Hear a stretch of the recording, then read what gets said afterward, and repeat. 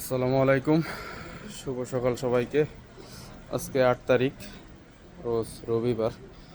So ডিউটিতে আসলাম মাত্র।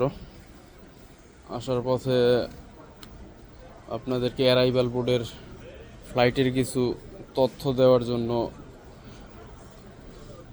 এখানে দেখতে পাচ্ছেন সব দিনের মতো আজকেও সেম পরিস্থিতি। ফ্লাইট বেশিরভাগই ক্যান্সেল আজকেও।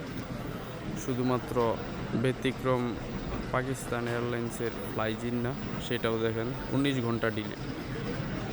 আর জর্দানের রয়্যাল জর্দানিয়ান, সেটাও 15 ঘন্টা ডিলে। এগুলা দূরের রাস্তা ঘুইরা তারপরে আসে, এই কারণে এদেরগুলা এত ঘন্টা ডিলে দেখায়।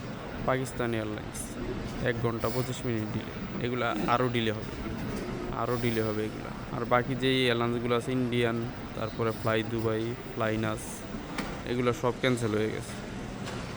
তো আপনারা যারা জানতে চান যে আরও 2 দিন 3 দিন পরের কি হবে, তো আমি কিভাবে বলবো ভাই আরও 2 দিন 3 দিন পরের ফ্লাইটের কী অবস্থা হবে?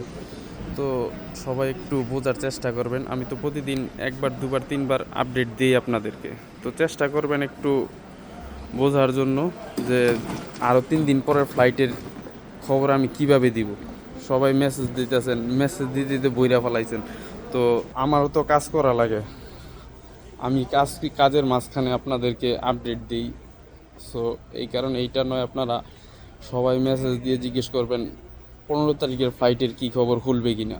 তো সবাইকে বুঝতে হবে যে কি পরিস্থিতি এখন সব কিছু নির্ভর করতেছে আসলে যুদ্ধের পরিস্থিতির উপর। অন্য কোনো কিছুই ফ্লাইট ওপেন করতে পারবে না। আপনারা বিমানের সেফটি, বিমানেতে শুধু আপনারা যাত্রীরা না, পাইলট থাকে, ক্রু থাকে, তারপরে বিমানের সেফটি, সব কিছুই বিবেচনা করতে হয়। তো আশা করি সবাই বোঝার চেষ্টা করবেন। তো আমি তো প্রতিদিন আপডেট দিয়ে যাব আপনাদের, আমার পেজটার সাথে থাকবেন, তাহলে আশা করি ইনশাল্লাহ আপনারা সব খবরাখবর পেয়ে যাবেন খুব দ্রুতই। কারণ প্রতিদিন আপনারা 2 থেকে 3বার ফ্লাইটের আপডেট পাবেন।